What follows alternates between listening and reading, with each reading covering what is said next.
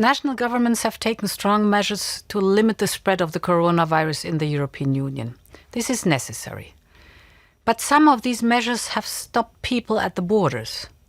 At certain borders, we have dozens of kilometers of traffic jams and more than 24 hours of waiting time.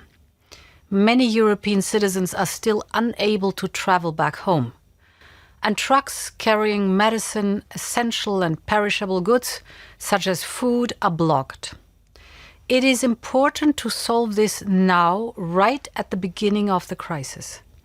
And that's why I follow the situation closely, including thanks to satellite images from Copernicus. I had several talks with national governments addressing this topic. And there are already some good developments. Last weekend, we had a huge traffic jam at the Slovenian-Croatian border. Now traffic is much more fluid there. People are now able to reach their homes.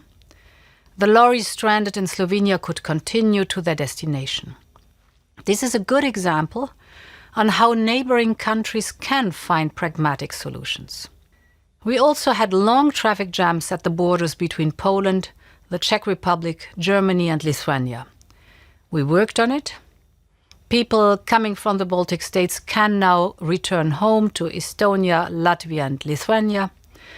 And traffic for lorries is getting better too. But we still have problems at some borders.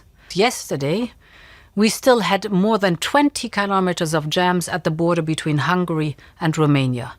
We need to find a solution there too. Many Romanians and Bulgarians still wait to get home. And the trucks loaded with goods must continue their route. I hope tomorrow we will see a better situation at this border too.